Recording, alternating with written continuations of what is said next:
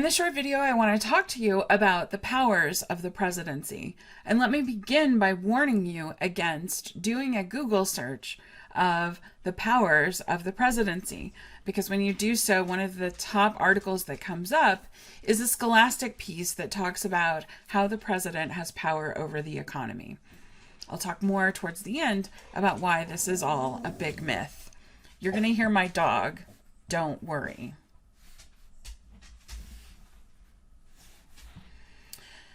Okay, so the first thing that I want to talk about are the formal powers, and these are the powers that are given to the president in the Constitution. So the Constitution says that the president needs to do, or is allowed to do, depending, 4 different clusters of things. And the first one is to be the chief executive. So this is the job of the president that most closely resembles the job of a CEO at a corporation. So in the picture here, you'll see that the president has assembled his cabinet, and the 15 cabinet secretaries, along with some of the other appointees like the chairman of the Fed, the Federal Reserve, or the head of the EPA. These are all people that the president chooses. He appoints them. The Senate generally has to give their advice and consent, which means they have to say okay to the choice. And he puts them in charge of the different agencies of government. In this way, the president can really direct the business of what government is doing. So, for example, in this picture, if you look straight across from President Trump, you'll see Vice President Pence. And then just in front of him, towards the camera, here is a guy with glasses named Steve Mnuchin. So Steve Mnuchin is the head of the Department of Treasury, which oversees things like the IRS and paying all of the bills of government and all of that. So Steve Mnuchin recently announced that the filing deadline for filing tax returns in 2020 for the 2019 tax year will be delayed until July 15th from April 15th.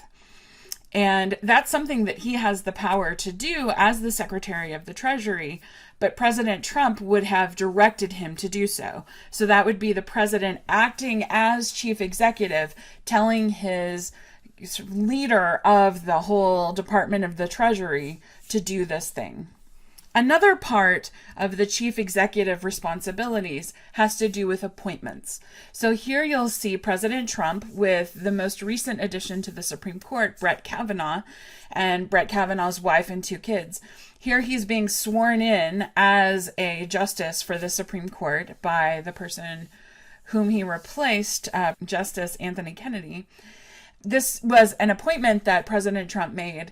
The Senate had to confirm him, and we'll talk more about that when we talk about the courts. But making those appointments to the cabinet and to the Supreme Court all fall under the umbrella of chief executive. The next cluster of powers has to do with the military. So President Trump is the commander-in-chief of the military. He has the power to direct the troops on where they should go and what they should do. So he has the deployment power and he has the mission control power. Although the president is at the top of the military hierarchy, he does not himself have a military rank. So notice that all of the military here are in uniform. The president is in a suit. This is a really important principle of civilian control of the military. So in the military chain of command, at the top is the president. Next is the Secretary of Defense, which is an expressly civilian position. And then all of the Joint Chiefs of Staff of the military, so the different heads of the different branches. One thing that I want to note is that while the president does have the power to deploy troops and tell them what to do when they get there, he does not have unilateral control over the military because Congress must pay them, and Congress, under Article 1 of the Constitution, has the power to declare war. So it's important to remember that while the president does have power, this is also a power that the Congress has some authority over. The next third cluster of responsibilities has to do with legislation. So the Constitution says that the president shall, from time to time, give information to the Congress on the State of the Union and recommend for their considerations such measures as he shall deem appropriate. So here you can see a picture of President Trump giving the State of the Union address. This happens once a year, usually in February or March, depending on the year. And this happens in the U.S. House of Representatives chamber. So behind him, you'll see on the left, Vice President Mike Pence. On the right, Speaker of the House Nancy Pelosi, since this is her chamber. Incidentally, should something happen to the president and vice president, the Speaker of the House is third in line for the presidency. So that's also perhaps why she sits there, or the Speaker of the House sits there. So the president here has the opportunity to share with Congress things that he thinks that they should do, but they are, of course, under no obligation to do them. He is also the only party in the Constitution who is required to prepare a budget every year. Now, Congress has to approve the spending of any money, but the president is constitutionally required to send Congress his proposed budget. And again, they don't have to follow it. In fact, they don't really ever, but he is required to give them a statement of what he would like them to do. The last thing that falls under this umbrella is the ability to sign or to veto legislation. So this is actually not a piece of legislation. This is a memo to the Secretary of the Army about the DAPL, the Dakota Access Pipeline. But this is an example of him, what he would be doing if he were signing legislation. The final umbrella or cluster of responsibility that the president has to do with foreign policy. And while as chief executive, he has some oversight from Congress because they fund the bureaucracy and pass laws that the bureaucracy implements. As commander-in-chief, he deploys the army, but Congress pays them and Congress can declare war. And as chief legislator, he's really a proposer and a signer, but he doesn't have a lot of authority over the actual writing of legislation. But here in foreign policy, the president has more unilateral power than in those other three areas. So this was Trump's first foreign trip. This was to the Kingdom of Saudi Arabia, and there you can see the king of Saudi Arabia. And so he went there, and he has the ability to negotiate treaties, to negotiate alliances, to coordinate multilateral, so multi-country responses to threats. Now, if he wants to propose a treaty, the Senate must okay it. So he can't just commit us to a treaty without Senate okay. But he has broad authority to negotiate that. So those are the four formal powers that are in the Constitution that the president is required or allowed to do. I want to talk also about three informal powers. So these are powers that are not expressly in the Constitution, but that by tradition, the president also does. And the first of these is to be the party leader. So I had to find a picture of a sitting president who was at a party convention. So notice there, this is President Obama looking out. This was in 2012. There's lots of people on the screen. You can see you can see signs at the back that say South Carolina, Puerto Rico. That's probably Minnesota or maybe one of the Dakotas. So here he's talking to members of the Democratic Party after becoming their nominee for president in 2012. As party leader, the president sets the policy platform for the party, so deciding what their issue positions will be.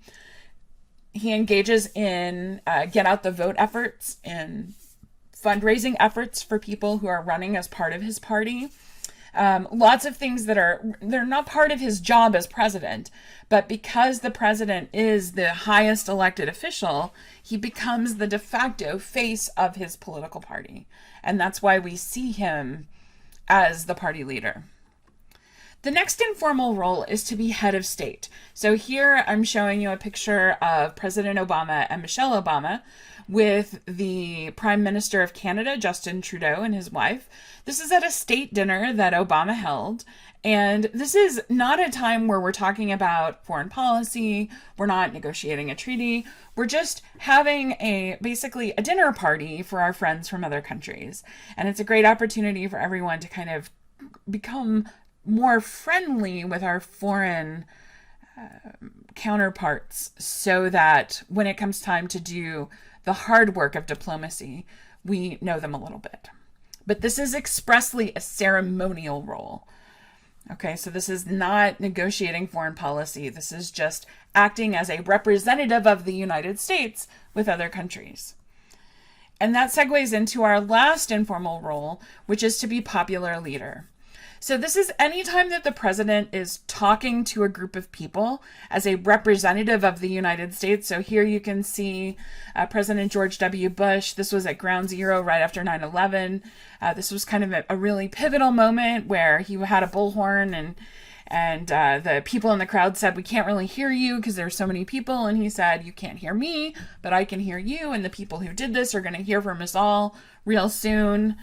So this was his moment as a popular leader to try to bring the country together after a devastating event. A more lighthearted example here, President Obama. This was at the at the Halloween party at the White House. Kids dressed up in costume, and here you can see that there's a baby pope in a baby pope mobile, and Obama and Michelle Obama are having a good laugh at this costume. So this again is an example of the president acting as popular leader. So those are the 7 different roles of the presidency. As I mentioned, notice that the economy doesn't come up here, and that's because the president really can't control the economy. There are a lot of things here, or rather, a lot of things that people blame or credit the president for that are simply not here. So when the stock market goes up or when it goes down, this isn't because of the president. When unemployment goes up or goes down, this is not because of the president, because the president really cannot control the levers of the economy. If he could, we would never have a bad economy. And so people are quick to blame or credit the president for whatever's happening in the economy. A month ago, you might have been saying Trump is amazing because the economy is amazing. Today, you might be saying Trump is awful because the economy is tanking. But none of those things are because of the president. They're because of things outside of the president's control. So that's just a quick overview of powers of the presidency. If you have questions, please hop over into the discussion board and let us know.